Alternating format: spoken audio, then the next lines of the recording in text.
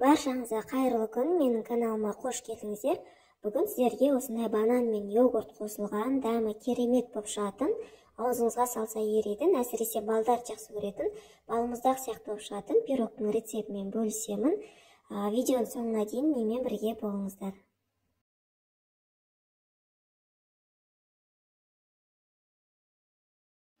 Ең алдымен пирогымыздың тестасын дайындайтын боламыз.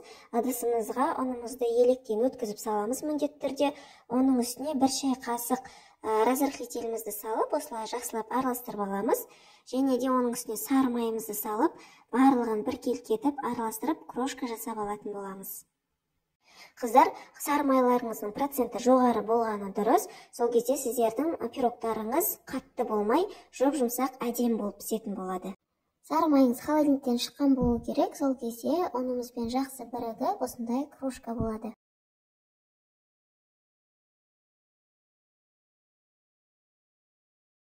Енді бөлек ыдысқа бір жұмыртқамызды жарып, оның үстінен 50 грамм қантымызды салып, венчикпен жақсылап қанты ерігенше араластырып аламыз.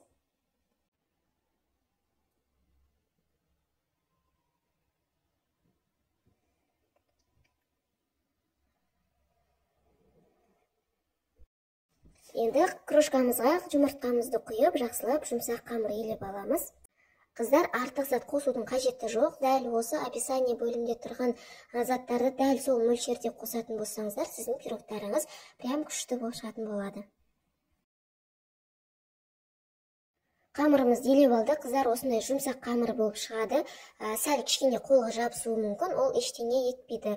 Үстіне ұн сеуіп, қатты қылып алмаңыздар. Енді салафанға салып, 5-10 минутқа холодильникке қоямыз. Енді начинкасын дайындаймыз. Менде 100 грамм банан. Енді бананды мен осылай блендердің көмегімен езіп алдым. Егер блендер болмаған жағдайда, вилканың көмегімен езсеңіздер де болады. Енді начинкасын дайындаймыз. Бөлек ыдысымызға йогуртымызды өлшеп саламыз. Қыздар, мүмкіндігінше живой йогурт деген қауашақтағы қою йогуртты қолданыңыздар. Енді йогуртымыздың үстіне қаймағымызды саламыз. Қаймағымыз 20-25% болу керек. Оның үстіне бананымызды саламыз.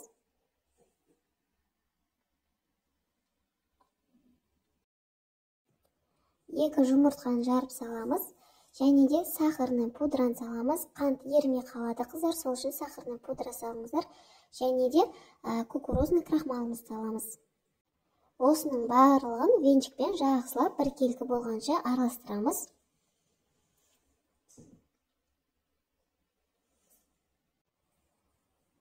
Енді қамырымызды холодильниктен алып, формамызға жайып шығамыз. Менің формамның диаметрі 24. Қыздар, қамырды оқтаумен де жайып салсаңыздар болады, немесе осылай қолмен де жайсаңыздар болады.